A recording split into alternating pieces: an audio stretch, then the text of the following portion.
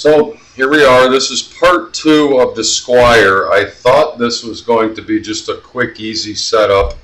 It needed a little extra. I was doing a restring on it, and I was going to do a quick setup, and I thought it would be like a 20-minute video. But you never know what you're going to run into. And I was talking with someone else who works on guitars. I won't mention any names. And he said, "Why would you spend so much time on a Squire?" Because this customer is just as important to me as someone who has a $5,000 Gibson or a regular Fender. This is a Squire. Every customer, every player, I don't care if you're a beginner or if you've been playing for 100 years, deserves to have their instrument play as well as it can possibly play. So when I was doing the restring on it, we had problems with the saddles. So I know that these are out of adjustment, which is our intonation. So that's considered part of the setup. I've already cleaned up and restrung the guitar. We're going to go to now the regular setup. So the first thing I want to do is check the neck relief, because we set up and had all the strings off. So we're going to capo at the first fret and check 12 thousandths of an inch at the body joint, and at the 7th fret it should be 12 thousandths. Should just touch the string, and it is too tight. Well, that would explain why after I restrung it, and even when I first got it, that we had a lot of buzzing going on, which means the neck is just too straight. Everybody thinks that their neck should be completely straight. Well, that's false. You want to have a little bit of bow in the neck. That's called neck relief. As the strings are turning, when you pluck the string, it actually goes around in a circle, and it vibrates, and the magnetic pickups pick up that and transfer it into the amplifier. So that being said, we're going to have to get into here and adjust the neck relief. And being that it's too straight, it needs to come down. So we need to relax the truss rod. There's actually a metal rod that runs through every neck, and you can either tighten it and make it go more like this, which what I call a banana, or you can go like this and call it whopped out of shape.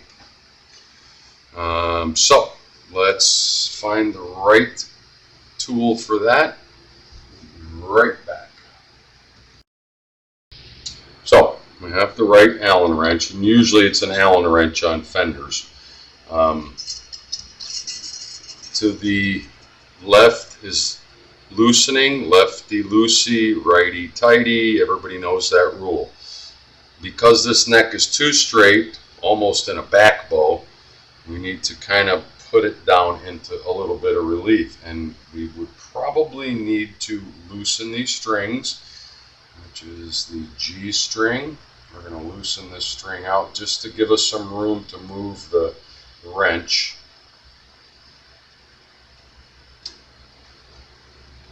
Get it out of the way, and the D string, just to give us some room.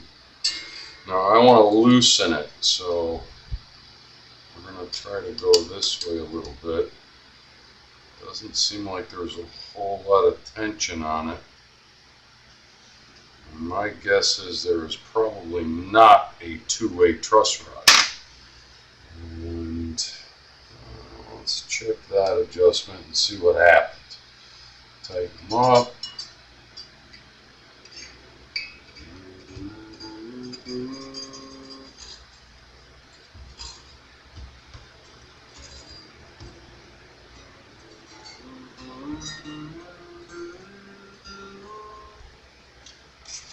Just check real quick. I'm hoping that we got enough relief out of that to give us 3, 4, 5, 6, 7. Still a little tight. Still a little tight. Well, let's loosen them back up. get some room, get the string out of the way, get the G string out of the way. And we're only doing this just to get some room to move our wrench.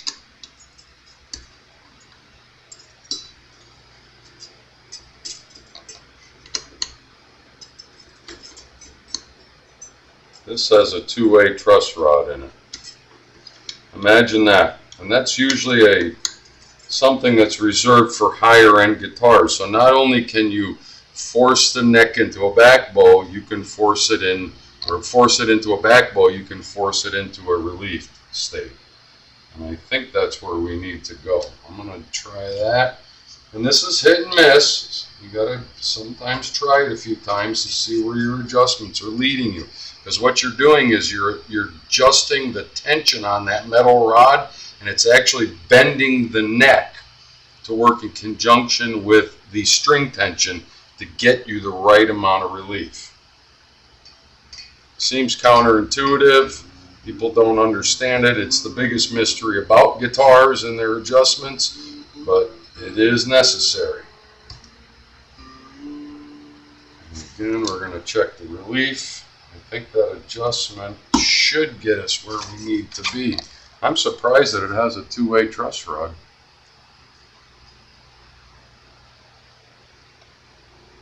Let's check it out.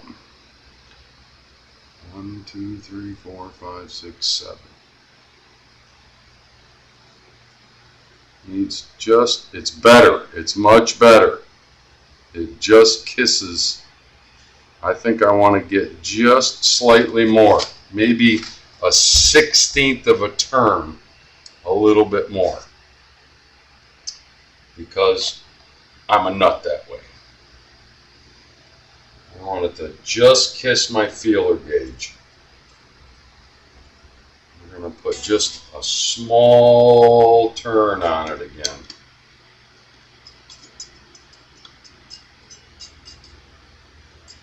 And that is that. With almost guarantee and bet the farm that that's where we need to be.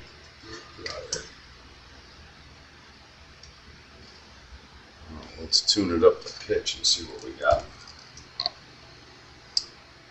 Other string, which is our G string.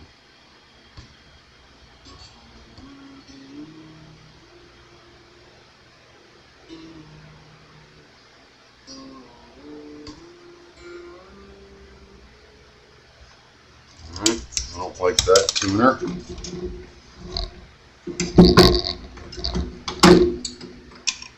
I only use that headstock tuner initially, but now I want to get to where we're really tuned. Get everything tuned up to pitch so I know it's got its natural amount of neck tension from the strings.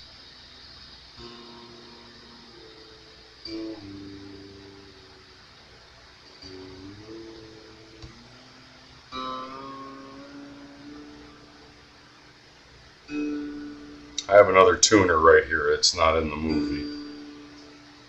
It's far more accurate accord.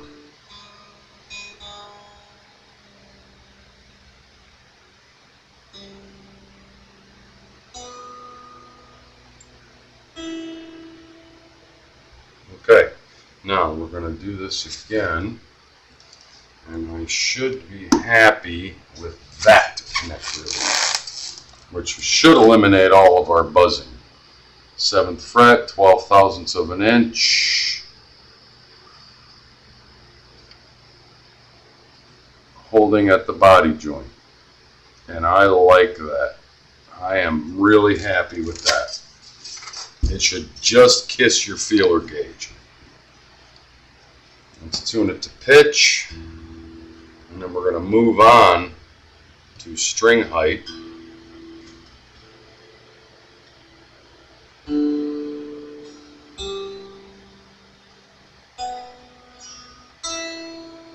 Okay, I like that. We're going to move on to string height because that is the next. Get out of there. That's the next thing I'm interested in right at this moment. So I like 5/64 on a Fender. And so did Leo Fender. So I hope I'm still in the movie. I know you're not going to probably see this. Let me get my bionic eyes on.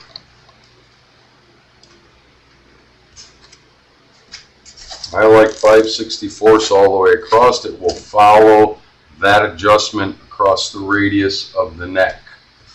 And that should give, you can go lower, you can go higher. It's personal preference. I check at the 12th, which is right at 5. Check at the 17th, which is right at 5. Actually, it's a little high. I'm sorry. 5 there, 6 there.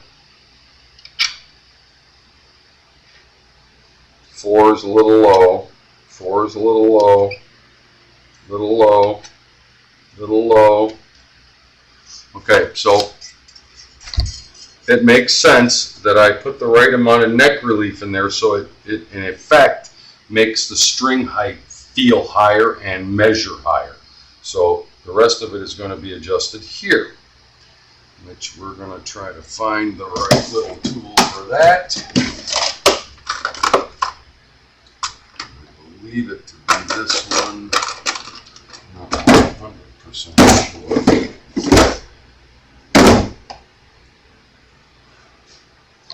Let's get down here and look.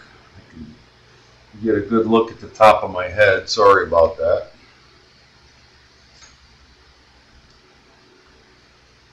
Alright, that's the tool we need. So I know that the low E string, in my feeling, is too tall at the 12th and especially at the 17th. Everything else seems a little low. Slightly. It gets lower as you go to the high side. So we're going to lower this one, and when you do these, do them in equal increments on each side of the saddle. So I'm going to start with a half a turn and a half a turn. And not only that, as I've said in previous tutorials, you want to kind of sight down and make sure that your saddle, where the string rides over the saddle, is level. And this one is not. So even though we lowered it, the saddle was tipping that way. I'm going to raise it up and we'll remeasure. Now we lowered it. We know we lowered it. But I now leveled the saddle. Now I think these all need to come up slightly. And I'm only going to do 1/8 of a turn. And we're going to recheck. First I'm going to raise them all up an equal amount, and then I'm going to check for level. That one was loose, so I know it's too far down. I love Fenders because they have such a nice little adjustment. That one was loose. I know it needs to come up. So we're going to sight down there and see. That doesn't look too bad.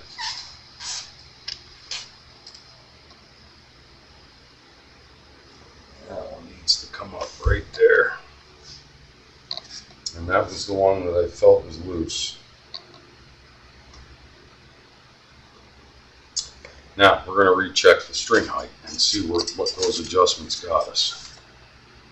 So we should have lowered down, which we did, but I want to lower it slightly more.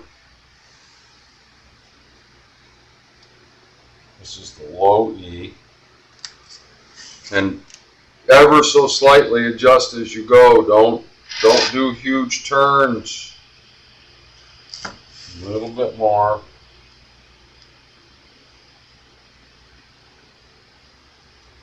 Do 1/8 or 1/4 turns at a time until you get where you feel happy about it.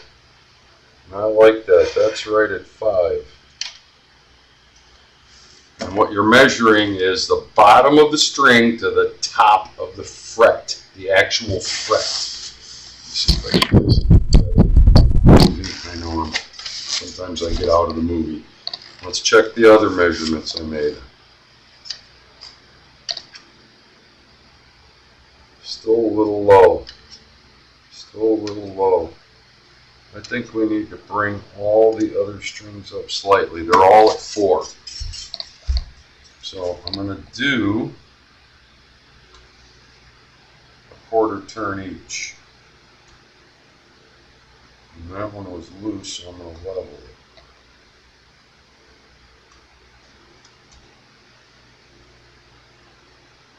That one was loose, so I'm going to level it.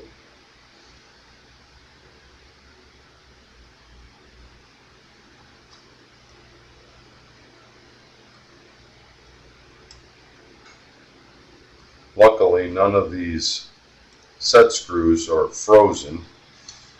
You get guitars sometimes that have been left for a long time and they get nasty and grunged up and sweat and DNA gets in there and they don't move and they won't adjust, and that creates a whole other repair issue. E string, 5. Love it. 5. 5. 5. Perfect. Tough. Every one of these is at 5/64, and they follow the radius of the neck, which means they're all at the exact same height. That's for this particular type of guitar, this Fender Stratocaster type guitar, which it is, a Stratocaster. I just want to double check. Make sure that one right there is a little low. On that side, I want to make sure they're all level. They can be up and down. That's the intonation, which we're going to check in just a moment. They can be farther forward or farther back, but they all need to be level to the body of the guitar. And they are now. So we're going to tune back to pitch, which is right here.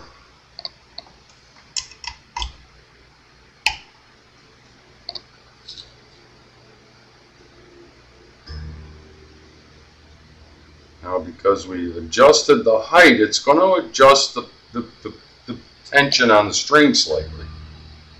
Not a lot, but some.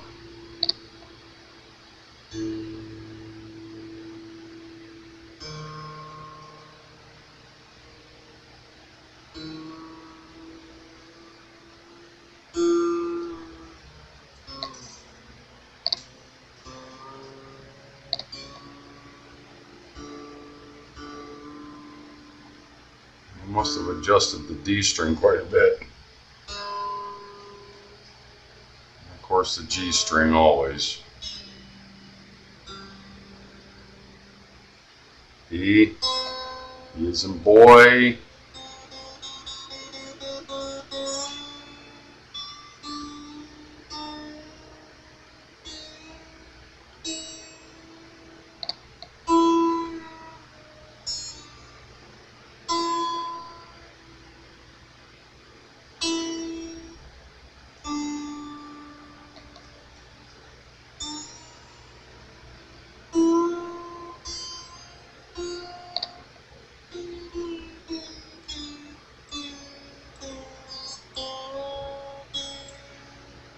Something with the B string is not behaving. A, B, C.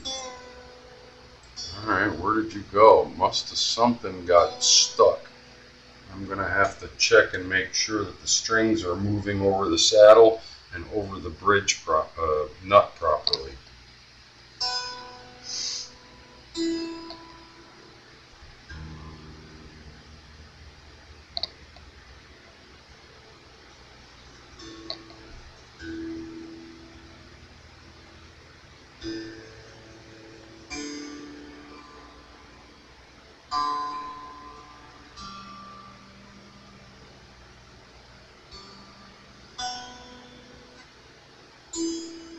Okay, we're tuned to pitch.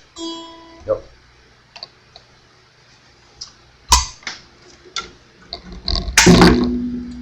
Now the intonation. I guess I should have taken that off there. Forgot where I was going, folks. Sorry. Apologize.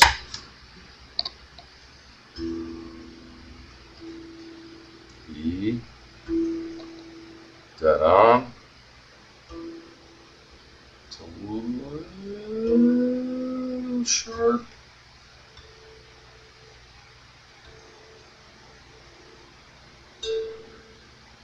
Now the intonation is taking the measurement from the string point here where it goes over the saddle to here, the length between there and there. That's what your intonation is, and it should read E, which it does, E at the 12th fret, and when you fret the 12th fret. And it's a little sharp, and remember we were moving these around. So sharp means it's too close. We're going to back it off slightly.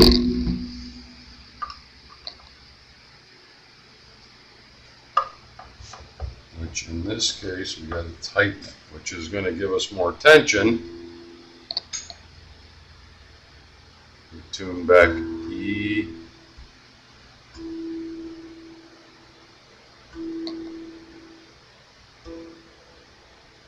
So the intonation is dead on the E, the low E string.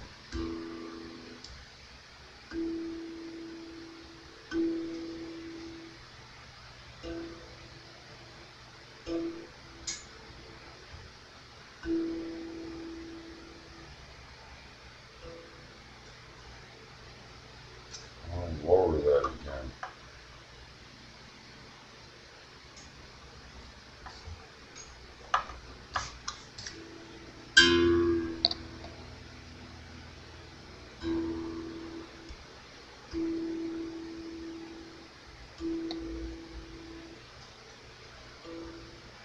Oh, I know I'm going to get a million comments. Oh no, you got to hold it in your lap. Oh, that's baloney. Lap or here, it doesn't matter.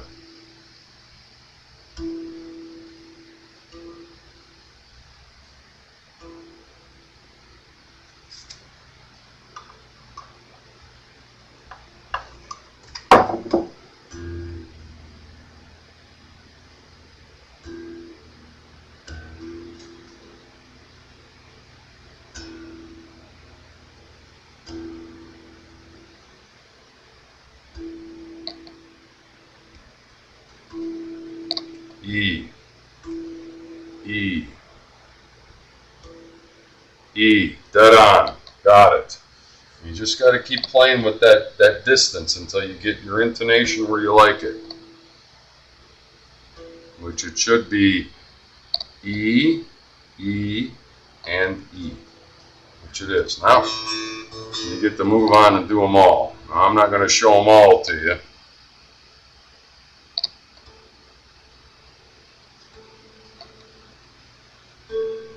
Because this could go on for hours. Intonation is chasing your tail. I'll be right back.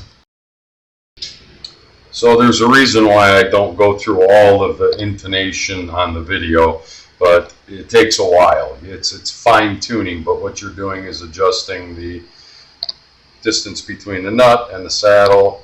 This one tuned right up.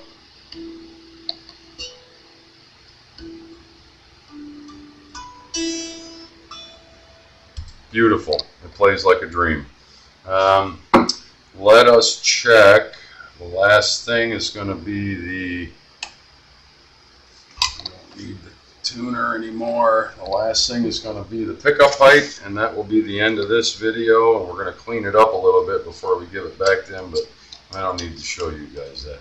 So, knock down the last fret, and boy, oh boy, is it close. Now, pickups they're magnetic, so they need a magnetic field to operate properly. If they're too close, they're going to bang on the string, or they're going to tend to pull the string towards the magnet. If they're too far away, you're going to lose tone and volume. So this one is way close. Let's drop it down a little bit.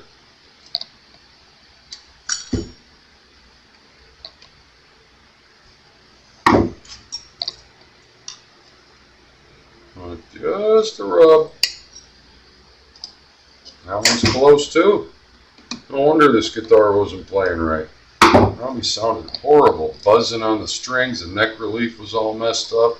The strings were gacked.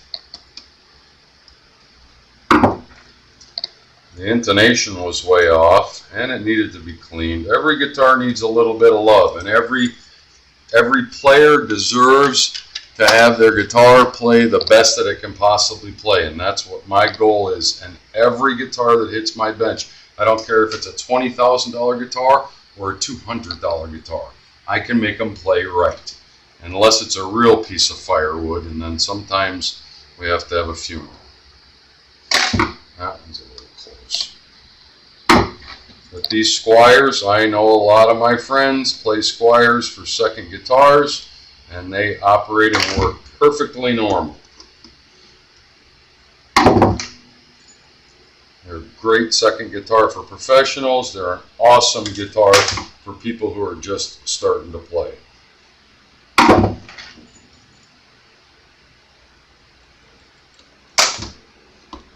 here, you. Back up there.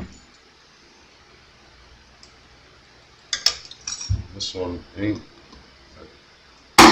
responding to adjustment. There we go. There we go. There we go. This guitar is going to come alive when he gets it back.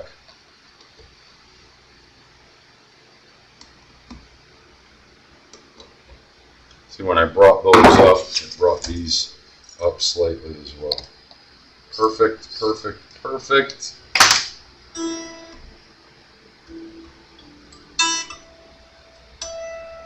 This guitar is done. I'm going to wipe it down. I'm going to clean it up. I use this product. I suggest that you all use it as well. It's great for cleaning up any schmutz on your guitar. Take care of your guitar. Put some wax on it. That's it for today, folks. End of part 2. Hope to talk to you soon. Talk about this another day. We'll talk about cleaning up guitars and going the rest of the way. See ya.